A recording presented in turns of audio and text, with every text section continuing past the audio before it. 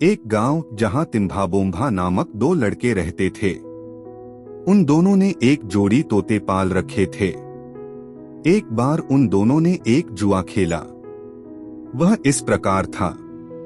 तिम्भा ने तोते का गला पकड़ा और बोम्भा से पूछा कि बता, यह तोता अब मरेगा कि जिएगा। यह मामूली सा प्रश्न नहीं था, काफी जटिल प्रश्न सामने था। जवाब में बोम्भा यदि यह कहता कि तोता बचेगा, संभावना यह थी कि तिम्भा तुरंत उसका गला दबा देता, और जवाब में बोम्भा यह कहता कि तोता जिएगा, तब भी तिम्भा कुछ ऐसा कर सकता था कि तोते को उड़ने देता। दोनों तरफ से समस्या थी, इसलिए बोम्भा ने तिम्भा से जवाब देने के लिए कुछ समय मांगा। अब बोम्भा अपनी इस स्पर्धा में विजयी होने के लिए अनुभवी लोगों के पास गया। गांव-गांव घूमा। इस एक सरल सी समस्या की पूर्ति के लिए उसने सैकड़ों लोगों से जवाब मांगा। कहीं पर भी उसकी समस्या पूर्ति न हुई। अंत में उसे रोना आ गया। निराश होकर वह कहीं जंगल की तरफ निकल गया।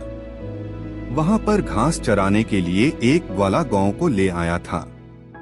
तब बोम्भा एक पेड़ तले रुआसा चेहरा लिए सुस्ता रहा था। उसको इस अवस्था में देखकर ग्वाले को दया आई।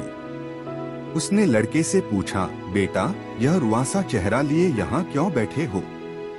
बोम्भा का उससे ही क्यों किसी से बोलने का मन नहीं था, मगर ग्वाला भी अपने प्रश्न का जवाब मिले बिना हटने को तैयार नहीं था। फिर उदास अंदाज में ही बोम्भा ने जवाब दिया कि जब बड़े बड़े लोग मेरे प्रश्न का जवाब नहीं दे सके तो तुम क्या मेरी समस्या को दूर कैसे करोगे? ग्वाले ने कहा, यह नहीं कि मैं तुम्हारी समस्या का हल निकालूंगा, मगर इतना तो सच है, मुझसे अपनी बात कहकर तुम्हारा मन हल्का जरूर होगा। बताओ तो क्या बात है? फिर बोम्भा ने सारी बात दिल खोलकर उसके सामने रख दी। ग्वाले ने कहा, फिर भी मैं तुम्हारे साथ चलूंगा। मुझे जो लगता है वह मैं कहकर देखूंगा। इस पर बोम्भा ग्वाले के साथ अपने गांव लौटा। चौपाल में पंचायत शुरू हुई। गांव के सब लोग वहां आकर जमा हुए थे। कुछ लोग कौतूहलवश तो कुछ लोग दिलचस्पी से वहां पर इकट्ठा हुए थे। ग्वाला तिम्भा के करीब आकर बैठा था। पंचायत शुरू हुई। तिम्भा ने ग्वाले के आगे भी अपना प्रश्न उसी तरह दोहराया। अब ग्वाला भी एक तरह से पंचों का अंग बन गया था। चर्चा में उसकी भागीदारी शुरू हुई।